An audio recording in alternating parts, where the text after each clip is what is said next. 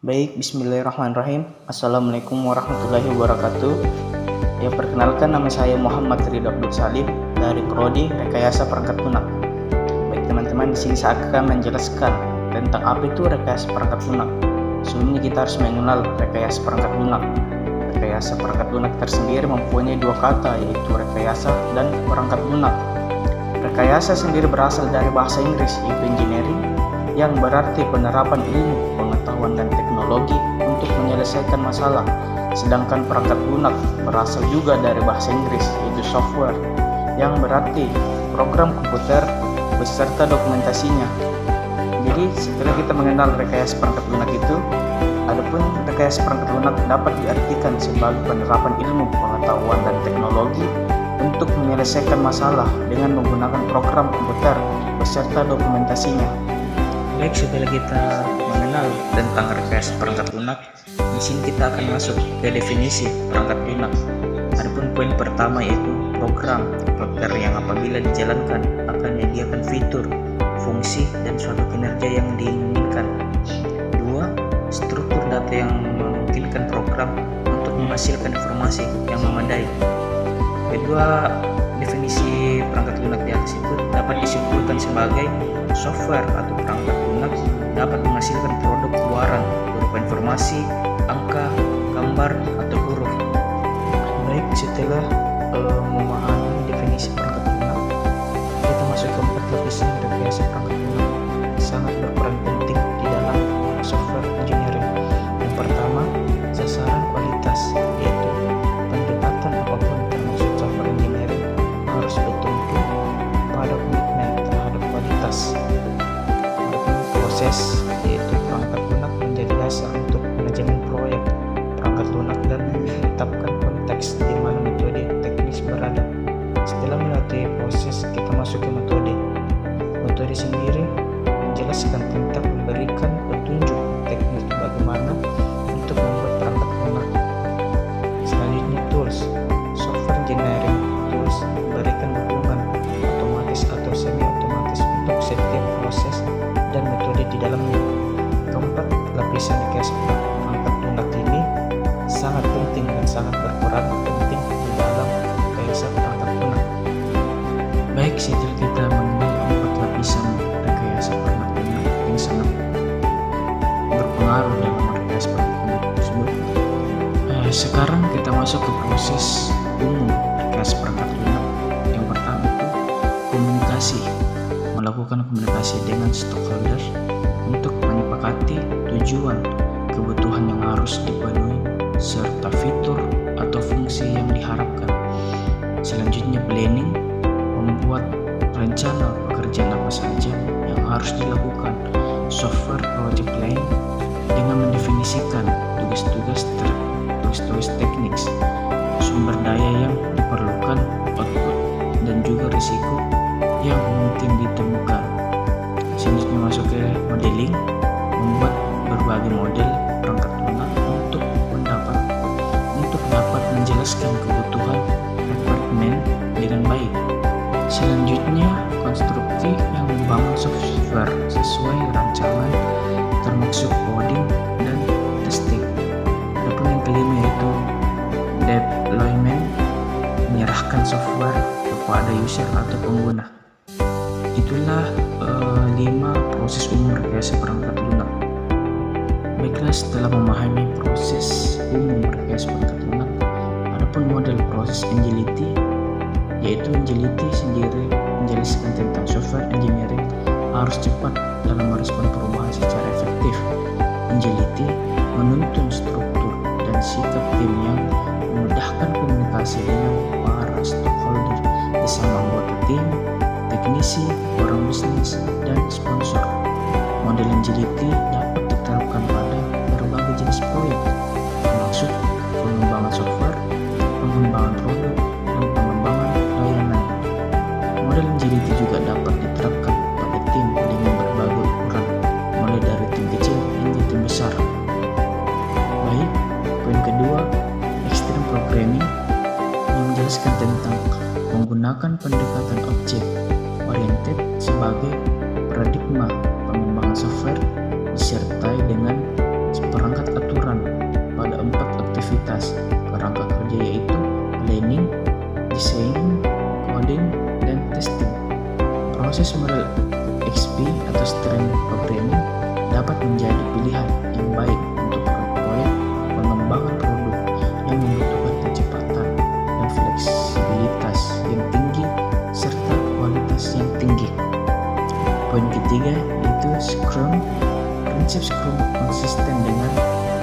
Agility sebagai panduan untuk setiap aktivitas pengembangan software. Aktivitas kerangka kerja pada Scrum meliputi recruitment, analisis, desain, evaluasi, dan delivery. Scrum mendorong pengguna pola proses perangkat lunak yang memang telah terbukti efektif untuk proyek dengan timeline yang ketat. Baik teman-teman, setelah kita mengenal model proses agility, kita masuk ke tahap prinsip dalam rekayasa perangkat lunak. Yang pertama itu prinsip memandu proses. Poin pertama, cepat, fokus pada kualitas di setiap angka, siap untuk beradaptasi, bentuk tim yang efektif, mekanisme untuk komunikasi, mengelola perubahan, penilaian terhadap risiko, produk hasil yang ada manfaatnya. Jadi prinsip memandu proses dalam rekayasa perangkat lunak yaitu pedoman yang digunakan untuk mengembangkan proses pengembangan perangkat lunak yang efektif. Prinsip-prinsip ini dapat membantu untuk memastikan bahwa proses pengembangan perangkat lunak dapat menghasilkan perangkat lunak yang berkualitas tinggi, efisien, dan aman. Prinsip ini juga bersifat umum atau teoritis. Baik teman-teman, adapun yang kedua yaitu prinsip memandu praktik. Yang pertama yaitu penggunaan abstraksi, konsisten, pemberian informasi, modularitas yang efektif, memanfaatkan pola, sudut pandang yang berbeda, dan pemeliharaan perangkat lunak. Prinsip ini dalam rekayasa perangkat lunak, pedoman yang digunakan untuk menerapkan praktik rekayasa perangkat lunak yang baik. Prinsip-prinsip ini dapat membantu untuk memastikan bahwa praktik rekayasa perangkat lunak yang diterapkan dapat menghasilkan perangkat lunak yang berkualitas tinggi, efisien, dan aman. Prinsip ini bersifat teknis dan praktisi. Baik, adapun materi yang selanjutnya yaitu memahami rekrutmen perangkat lunak. Dalam rekayasa perangkat lunak, aktivitas identifikasi, membuat dokumentasi, dan mengelola kebutuhan rekrutmen dikenal dengan istilah rekrutmen engineering. Rekrutmen engineering berada pada tahap modeling, dilakukan pada awal-awal tahap sebelum membuat rancangan software. Adapun tahap yang pertama yang kita lewati yaitu komunikasi, kedua planning, ketiga modeling, keempat konstruksi, dan kelima deployment. Dalam proses rekrutmen engineering yaitu proses untuk mengumpulkan, menganalisis, dan mendokumentasikan rekrutmen perangkat lunak. Proses ini biasanya dilakukan oleh tim yang terdiri dari analisis kebutuhan pengguna dan stakeholder lainnya.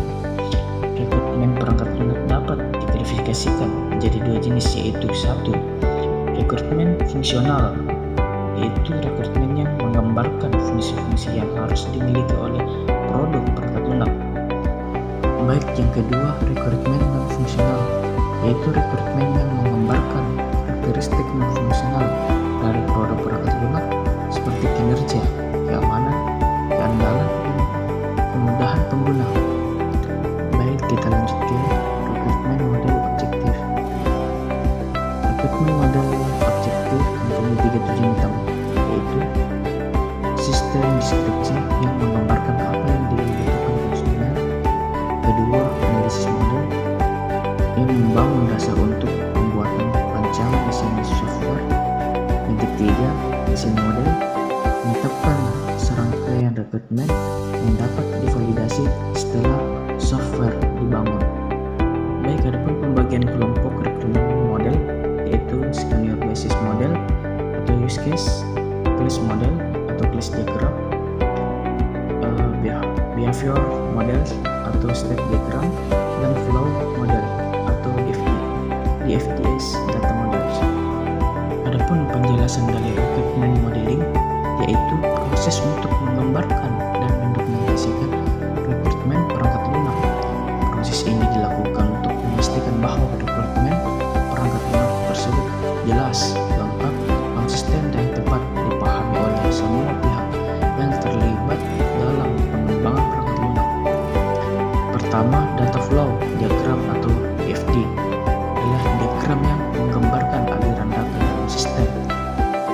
Yang kedua, entity relationship diagram atau RD adalah diagram yang menggambarkan hubungan antar entitas dalam sistem.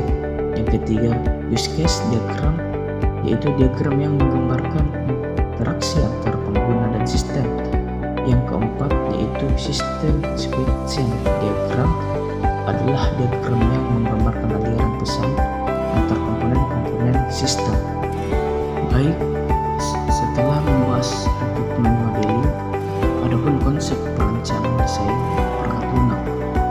Di sini saya akan menjelaskannya. Perencanaan desain rekayasa perangkat lunak dapat berproses untuk menjermahkan rekrutmen perangkat lunak di dalam spesifikasi teknis yang dapat digunakan untuk membangun perangkat lunak tersebut. Proses ini dilakukan untuk memastikan bahwa perangkat lunak yang dibangun memenuhi kebutuhan pengguna dan dapat diimplementasikan dengan sukses. Berikut beberapa hal yang penting yang perlu dipahami dalam perencanaan desain rekayasa perangkat lunak. Yang pertama, perencanaan desain harus dilakukan secara terstruktur dan sistematis. Hal ini untuk memastikan bahwa perangkat lunak yang dibangun dapat memenuhi kebutuhan pengguna dan dapat diimplementasikan dengan sukses. Poin kedua, perencanaan desain harus melibatkan semua pihak yang terlibat dalam pengembangan perangkat lunak. Hal ini untuk memastikan bahwa perangkat lunak yang dibangun dapat memenuhi kebutuhan semua pihak. Adapun poin ketiga, perencanaan desain harus dilakukan secara berulang-ulang.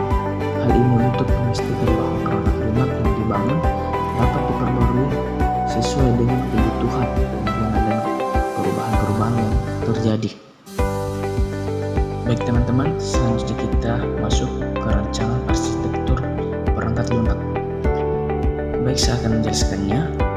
Rancangan arsitektur perangkat lunak berproses untuk menentukan struktur keseluruhan dari perangkat lunak, termasuk komponen-komponennya, interaksi antar komponen-komponen tersebut, dan bagaimana perangkat lunak berinteraksi dengan lingkungannya. Arsitektur perangkat lunak merupakan dasar dari perencanaan desain perangkat lunak.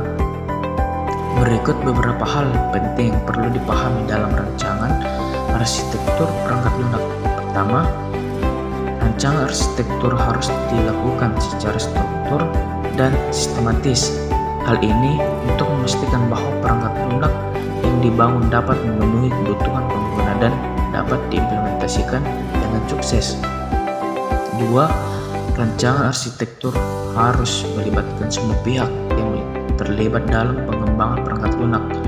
Hal ini juga untuk memastikan bahwa perangkat lunak yang dibangun dapat memenuhi kebutuhan semua pihak. Poin ketiga, rancangan arsitektur harus dilakukan secara berulang-ulang. Hal ini untuk memastikan bahwa perangkat lunak dibangun dapat diperbarui sesuai dengan kebutuhan pengguna dan perubahan-perubahan yang terjadi. Baik, selanjutnya kita masuk ke pola arsitektur perangkat lunak. Pola rancangan arsitektur perangkat lunak yaitu solusi umum yang dapat digunakan untuk menyelesaikan masalah yang umum terjadi dalam pengembangan perangkat lunak. Pola rancangan arsitektur dapat membantu untuk membuat perangkat lunak lebih mudah dipahami, diimplementasikan, dan diuji. Pola rancangan arsitektur perangkat lunak atau software dapat diklasifikasikan menjadi beberapa kategori, yaitu pertama, pola rancangan komponen adalah pola rancangan yang berfokus pada cara komponen perangkat lunak dirancang dan diimplementasikan. Yang kedua, pola rancangan interaksi, yaitu pola rancangan yang berfokus pada cara komponen perangkat lunak berkomunikasi satu sama lain. Ketiga, yaitu pola rancangan struktural, yaitu pola rancangan yang berfokus pada cara komponen perangkat lunak dikelompokkan dan diorganisasikan. Yang keempat, yaitu pola rancangan perilaku, di mana pola rancangan perilaku sendiri berfokus pada cara komponen perangkat lunak berperilaku. Selanjutnya, ada pun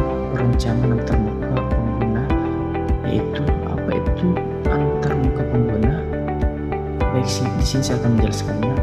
Antarmuka pengguna perangkat lunak yaitu cara bagi pengguna untuk berinteraksi dengan perangkat lunak. Antarmuka pengguna perangkat lunak terdiri dari elemen-elemen grafis seperti ikon, menu, dan tombol yang digunakan pengguna untuk memberikan input dan menerima output dari perangkat lunak. Antarmuka pengguna yang baik adalah yang mudah digunakan dan dapat dipelajari dengan cepat. Antarmuka antar pengguna yang baik juga harus konsisten dengan logis sehingga pengguna dapat dengan mudah memahami cara menggunakannya. Adapun yang dibilang konsep usability yaitu user interface akan sangat berkaitan erat dengan usability. Istilah usability memiliki dua konsep utama, yaitu poin pertama, perangkat lunak yang mudah untuk digunakan. Yang kedua, perangkat lunak yang mudah untuk dipelajari. Jadi, usability suatu sistem atau software yang dapat diukur, misalnya dengan sistem usability score atau SUS. Baik, mungkin di sini saya akan menjelaskan materi yang terakhir yaitu proses perencanaan termuka. Proses perencanaan termuka pengguna proses yang kompleks yang melibatkan berbagai langkah dan pertimbangan. Yang pertama yaitu paham pengguna. Yang dimaksud dengan paham pengguna yaitu memahami karakteristik dan kebiasaan siapa yang menggunakan software adalah kunci keberhasilan dalam merancang user interface. Poin kedua, membuat susunan interface. Yang dimaksud itu membuat struktur user interface. Kita akan mendapatkan gambaran apa saja user interface yang harus dibuat untuk perangkat lunak. Adapun yang ketiga yaitu tentukan standar. Yang dimaksud di sini standar merupakan sebuah aturan yang harus dipenuhi dalam setiap user interface yang dibuat. Contohnya, pertama, gunakan ikon di sebelah kiri tombol menu. Kedua, tidak menggunakan gambar yang panjang atau lebar yang lebih kecil dari 300 px. Website adalah 70% lebar untuk isi utama dan 20% lebar untuk di sebelah kiri. Yang keempat, ukuran font minimal adalah 12 px. Selanjutnya, yang keempat, buat prototype interface. Prototype user interface harus bisa menggambarkan fungsi yang sebenarnya dari user interface tersebut. Prototype dapat juga dikatakan sebagai wireframe, bisa dalam bentuk low fidelity atau high fidelity prototype. Poin kelima, pengujian dan evaluasi interface. Jadi tujuan dari pengujian dan evaluasi adalah untuk memahami bagaimana dapat memperbaiki rancangan interface. Bentuk interface secara umum yaitu weird. Yang kedua, interactive evaluation. Yang ketiga, all-out. Yang keempat, normal usability testing. Baik, alhamdulillah, mungkin sampai sini saja apa yang bisa saya jelaskan tentang rekayasa perangkat lunak beserta isinya di dalam. Semoga teman-teman bisa memahami dan mengerti apa yang saya jelaskan dari awal sampai akhir. Terima kasih kita semua. Assalamualaikum warahmatullahi wabarakatuh.